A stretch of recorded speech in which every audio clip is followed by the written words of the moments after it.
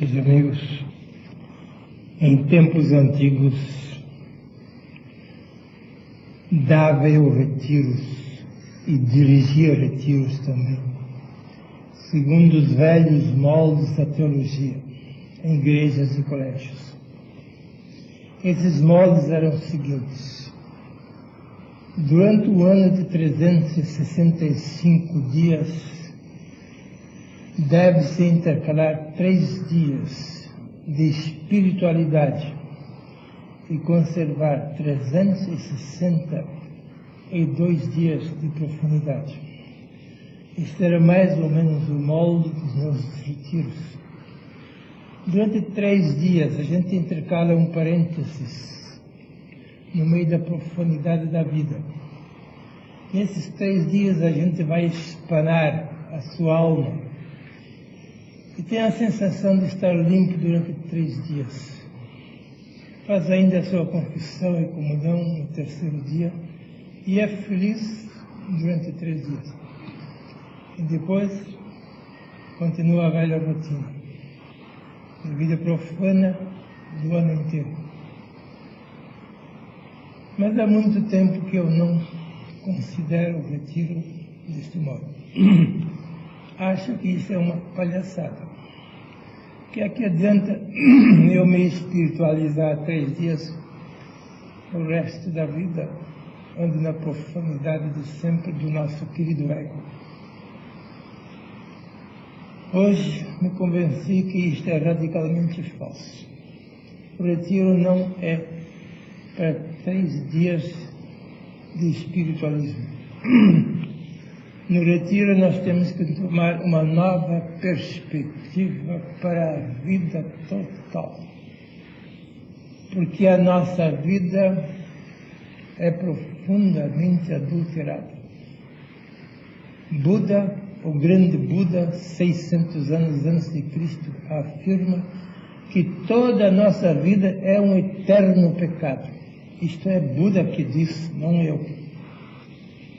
Depois que ele saiu do seu samadhi, a árvore de Banyan, ele teve tão grande intuição que disse: a nossa vida é um falso agir, e um falso agir é um permanente pecado. E perguntaram os discípulos de Buda por que a nossa vida é um falso agir. E Buda disse: nós agimos 24 horas por dia, 365 dias por ano, por amor ao nosso querido ego. E isto é uma ilusão, e toda ilusão é má, pecado. Enquanto não sairmos da ilusão do nosso ego, vivemos pecaminosamente. E acumulamos karma e mais karma para nós mesmos. O principal é sair da falsa perspectiva e entrar na nova perspectiva. Sair fora do falso agir, mas não cair no não agir.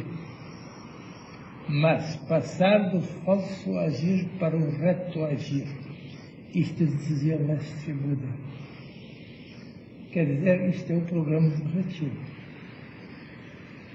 O nosso ego não pode fazer outra coisa senão praticar falso agir. Ele age em nome do ego, que é uma ilusão. E tudo que é feito em nome da ilusão é uma idolatria permanente. É a adoração de um falso Deus. É necessário sair do falso agir e entrar no reto agir. Mas como é que eu posso passar para o reto agir se eu nada sei fora do meu ego, cujo agir é sempre um falso agir? Então, dizem os mestres, a base de todo reto agir está o reto ser. Eu não posso agir a não ser de conformidade com a consciência do meu ser. E se eu não tenho a consciência do meu ser verdadeiro, eu nunca poderei sair de fora da idolatria do meu falso agir. E nós estamos aqui para dar uma base ao nosso reto agir, não para um mês, não para um ano, mas para toda a nossa vida. Aqui estamos para passar do nosso falso ser para o nosso reto ser, porque o agir segue ao ser. Quem não tem consciência do seu ser, da realidade do seu ser, não pode agir de outro modo. Aqui estamos, não para agir por enquanto, mas para retificar a nossa consciência sobre o nosso ser.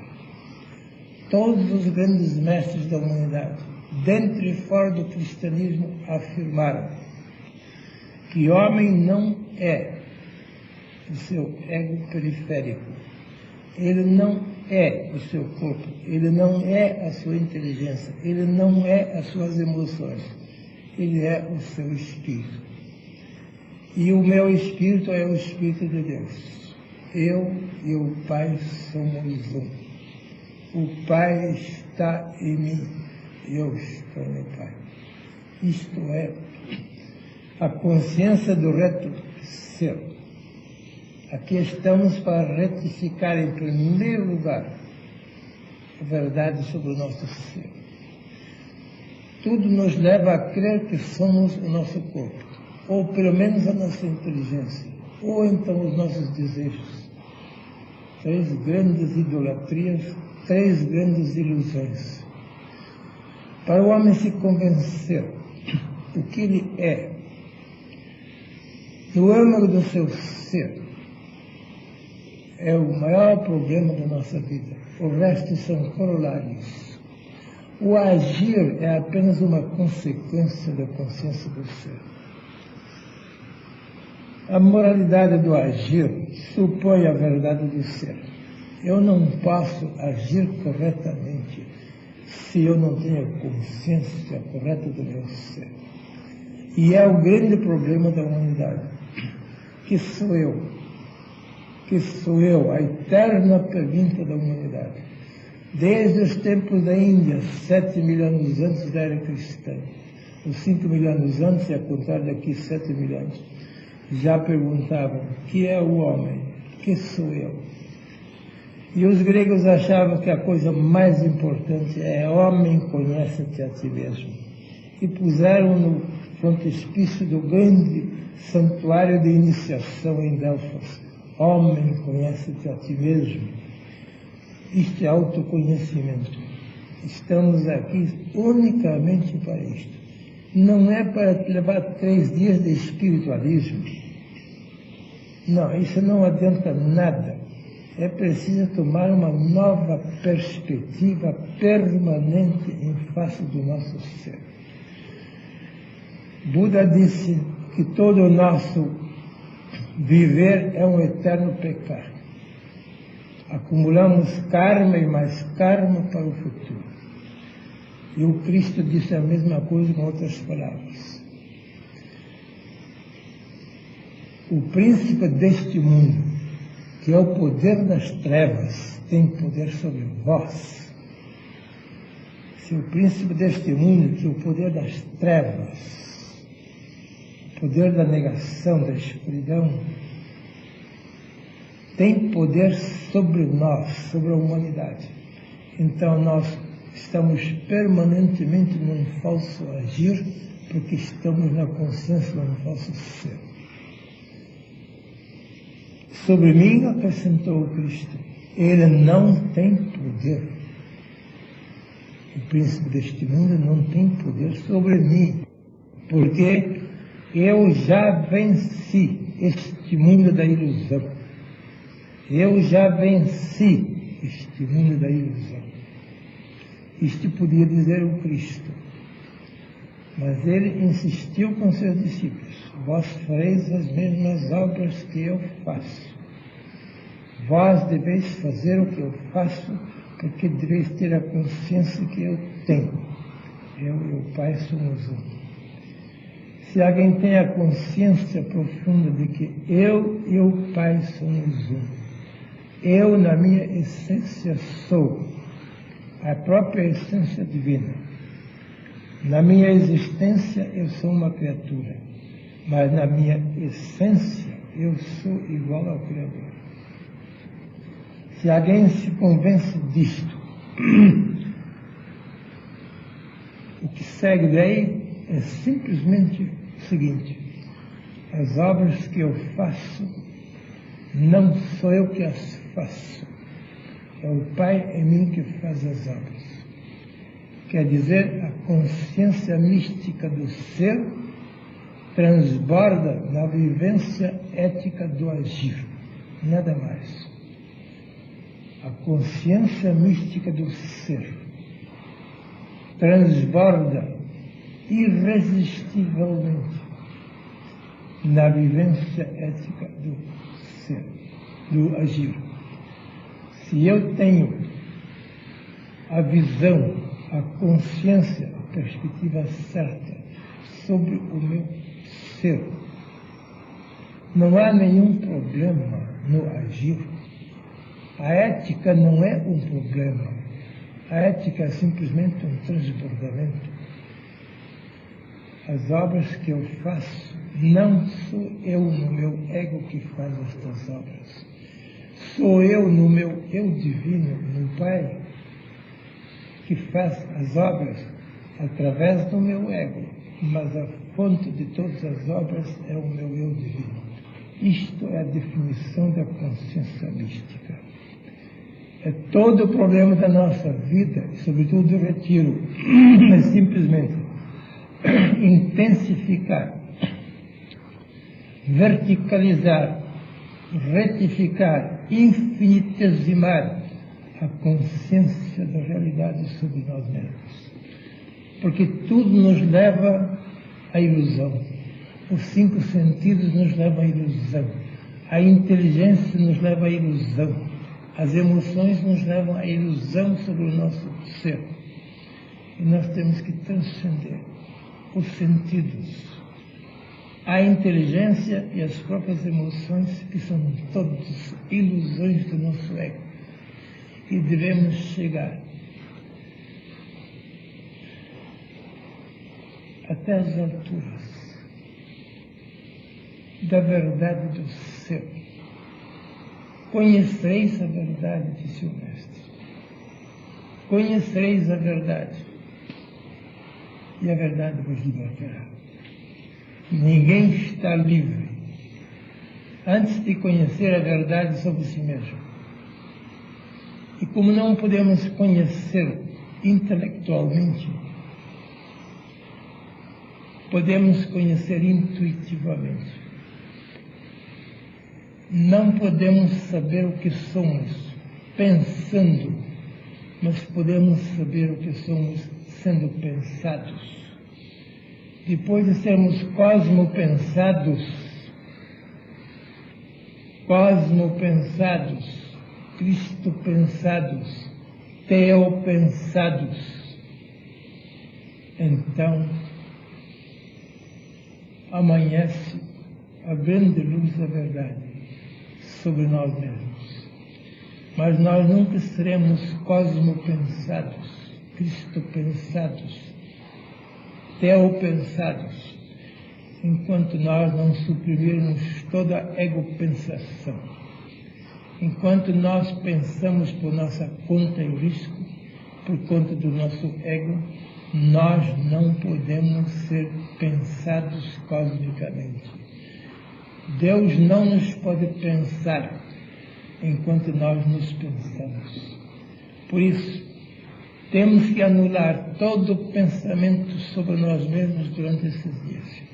Não devemos pensar nada. Nada. Mas devemos ser cosmopensados. Devemos ser invadidos pela alma do universo. Porque Deus é a alma do universo. Se eu sou invadido pela alma do universo, eu sou invadido por Deus. E Deus em mim se chama o meu eu, a minha alma. é um processo rigorosamente lógico, matematicamente exato. Onde há uma vacuidade, acontece uma plenitude. Mas onde não há uma vacuidade, não acontece nenhuma plenitude. Se eu não fizer de mim uma completa vacuidade, um ego esvaziamento absoluto, eu nunca serei cosmo planificado, Cristo planificado, Teo planificado. Todo o meu problema é transpor as barreiras do meu ego, eclipsar totalmente a minha egoconsciência, esvaziar-me totalmente de todos os conteúdos da minha ilusória egoidade, porque então eu serei invadido pela cosmicidade de Deus. Este esvaziamento do nosso ego, todos os mestres espirituais da humanidade focalizaram como o número 1. Se o grão de trigo não morrer, ficará estéril. Isto é ego-esvaziamento. Mas se morrer, produzirá muito fruto. Isto é cosmoplenitude. Eu morro todos os dias, diz um deles. Isto é ego-esvaziamento, egocídio. E é por isso que eu vivo. Isto é cosmoplanificação. Se nós não sairmos deste retiro sem termos morrido espontaneamente, antes de sermos mortos compulsoriamente, não podemos viver gloriosamente. Isto é um terrível paradoxo para os profanos, mas é uma grande sabedoria para os iniciados. Morrer espontaneamente para viver gloriosamente, aqui e agora e para sempre. Este morrer espontaneamente, este ego-esvaziamento, este egocídio nos apavora, porque nós não enxergamos nada além do nosso ego. Parece que além do ego tudo é nada, tudo é abismo, tudo é nihil, tudo é nada. E nós não gostaríamos de cair no abismo do nada. A melhor coisa que temos agora é o nosso ego. E se perdermos o nosso ego, o que é que vai acontecer? Ficamos apavorados perante o vácuo, o caos que vem depois do egocídio. Isto nós pensamos no princípio. Pouco a pouco, temos a estranha intuição de que o ego pode ser integrado numa coisa maior. Ele não é propriamente extinto. O egocídio não é uma extinção, é uma integração. É uma integração de um pequeno num grande, é uma integração de um 10 no 100, é uma integração do ego na cosmoconsciência. A ego-consciência não se extingue realmente, ela se integra. Ele continua a viver gloriosamente quando integrado numa cosmoconsciência. Mas quando não temos ainda a intuição da cosmovivência e da cosmoconsciência, a ego-extinção nos parece uma morte. Quando é apenas uma ego-integração. Estamos aqui para arriscar a grande ego-integração. Estamos aqui para arriscar a grande ego-integração, que no princípio nos parece uma ego-desintegração. E de fato, se não preceder uma ego-desintegração, nunca vamos conseguir uma ego-integração. Ninguém pode viver gloriosamente antes de ter morrido espontaneamente. De certo modo, não se trata de morrer para dentro da morte, trata-se de morrer para dentro de uma vida maior. essas palavras paradoxais são uma grande verdade. Mas o ego pensa que é morrer para dentro da morte. E isto é horrível. Até que ele chega a perceber que não se trata de morrer para dentro da morte, trata-se de morrer para dentro de uma vida muito maior do que esta, do ego. Finalmente, uma intuição estranha esclarece os horizontes. Isso se chama fé. Essa intuição do horizonte. Eu tenho fé. Não crença, mas fé. Fides. Fidelidade. Alta fidelidade com a alma do universo. Quando eu me sintonizo com a alma do universo, mesmo sem conhecê-la, eu sinto que o meu morrer não é uma perda, não é um prejuízo, não é uma diminuição. O meu morrer é um lucro, é um aumento, é uma grande vantagem. Isto me diz uma estranha intuição que alguns chamam de fé, outros dizem revelação, inspiração, mas seja como for, temos que chegar a compreender esta estranha matemática que morrer no nosso ego não quer dizer perder alguma coisa, quer dizer integrar um pequeno fator num fator imenso. Ou na linguagem do Cristo, se alguém quiser salvar a sua vida, perdê-la-á. Mas se alguém perder a sua vida por amor de mim e do Evangelho, este a ganhará. É preciso perder voluntariamente para ganhar grandiosamente. É uma linguagem muito paradoxal. Vamos nestes dias abismar-nos nesta grande verdade. Vou fazer o possível para me esquecer totalmente da minha egoidade, para transpor todas as barreiras e fronteiras do meu ego consciente e deixar-me envolver, absorver, integrar por um outro fator muito maior, pela alma do universo, pela divindade, pelo meu eu interno, pela cosmoconsciência. Depois de realizarmos esta integração e olharmos para trás, ficamos espantados e dizemos a nós mesmos: como era possível que eu tivesse medo dessa integração? Esta integração não é uma morte. Esta integração é a transição de uma pequena vida para uma grande vida. Mas até chegar a esse ponto, precisamos de muita verticalidade, de muita introspecção e de muito esquecimento das nossas periferias para nos podermos focalizar no nosso centro. Mas esses 3 dias são para a focalização vertical. Por isso, cada um deve evitar tudo que eu possa tirar desta focalização vertical. Tudo que é dos sentidos e da mente e das emoções devem ser banidos durante esses 3 dias. E devemos isolar-nos profundamente durante horas inteiras nesta estranha intuição.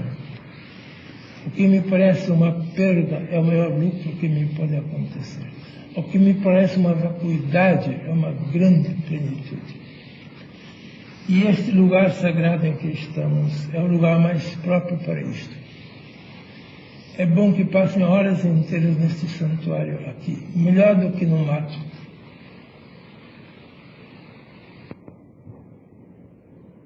Esse santuário já foi imantado desde o princípio da sua fundação em 72. E mesmo antes da inauguração, nós já fazíamos aqui o nosso encerramento do retiro, mesmo quando ainda não havia paredes, ou quando as paredes estavam começando a sair da terra, já fazíamos aqui a nossa consagração do fim do retiro. E quando fizemos a primeira vez dentro do edifício pronto, com as pedras de granito de Deus debaixo dos nossos pés, com as pedras de granito de Deus ao redor de nós, e com as pedras de granito de Deus por cima de nós, muitos sentiram pela primeira vez uma estranha irradiação. Até alguns ouviram cantar as pedras, uma música estranha, inaudível pelos ouvidos, mas audível pela alma. E desde então, muitos sabem que aqui é um lugar imantado. E quando fizemos a primeira consagração aqui e invocamos todas as grandes entidades cósmicas, todos os mestres da espiritualidade, esse ambiente aqui estava completamente saturado de mística, saturado de espiritualidade. E pessoas que vieram aqui depois e ficaram aqui uma hora entre estas pedras de granito, em completo silêncio, numa espécie de catacumba, de penumbra das catacumbas, ouviam a voz de Deus através das pedras criadas por Deus. Desde o princípio do mundo, quando Deus disse, haja luz. Desde o Gênesis, estas pedras foram criadas por Deus. Não estavam ainda aqui, nem estavam na Terra, ainda estavam no Sol. E o próprio Sol ainda fazia parte de uma galáxia maior, e as pedras estavam em estado líquido, pedras vulcânicas, e se solidificaram depois. Mas ficaram sempre com a essência divina dentro de si. E quando alguém sintonizar a sua alma pela mesma frequência vibratória destas pedras, ele pode sentir a voz de Deus que fala através das pedras. Se os homens se calarem, disse o Cristo, as próprias pedras falarão. Então façamos aqui a nossa cosmificação, a nossa planificação cósmica, durante horas inteiras, na penumbra destas catacumbas, em face da imagem de Cristo.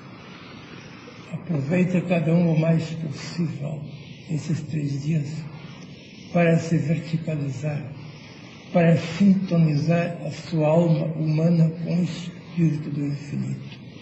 Porque isto é decisivo para todo o resto da sua vida. Um reto agir só pode ser consequência de um reto ser, de uma reta consciência do ser. Comecemos desde já a sintonizar a nossa alma pela frequência do Espírito de Deus. Eu disse que havia só 2 meditações coletivas, e repito, uma de manhã e outra à noite. Mas depois me pediram, e eu de boa vontade aceitei, pediram que pudessem fazer uma meditação sem minha presença, das 4 até as 5 horas da tarde, aqui.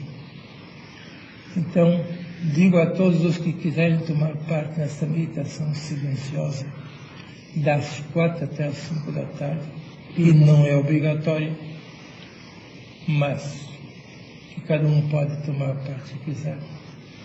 Deve estar aqui às 4 horas da tarde e ficar até às 5 horas. Não entrar depois das 4, porque perturba os outros. Entre pontualmente às 4 ou antes das 4 e não se retire antes das 5. Em profunda meditação, cosmificação neste lugar imantado pelo Espírito de Deus. Porque só assim nós podemos sair das nossas velhas ilusões e entrar no âmbito da verdade libertadora. Então, comecemos desde já a sentir as vibrações do Espírito de Deus respondidos pela nossa própria alma. Tu disseste, Mestre, estou convosco todos os dias, até a consumação dos séculos. E onde 2 ou 3 estiveram reunidos em meu nome, eu estou no meio deles. Mestre, faze conosco a nossa meditação. Fica presente no meio de nós com as tuas vibrações, para que sintamos com todas as veras da alma a tua presença. Que a nossa alma seja imantada pelas vibrações do teu Espírito. E aqui diante da imagem física do teu corpo terrestre, faz-nos sentir o espírito metafísico da tua alma, para que este dia de hoje, dia de finados, este dia em que os vivos mortos levam flores para os mortos-vivos, para o cemitério, e amanhã todas estas flores estão murchas.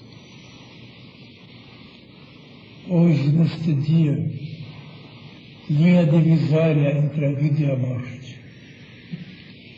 Traça uma linha divisória em nossa vida. Ponhamos ponto final à nossa vida até agora vivida. Iniciamos uma vida nova, em espírito e em verdade, servindo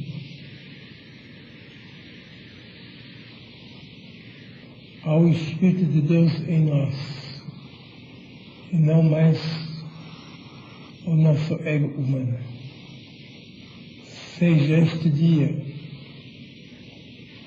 o dia dos vivos mortos, que ainda somos, para que sejamos amanhã os mortos vivos que podemos vir a ser. Assim seja.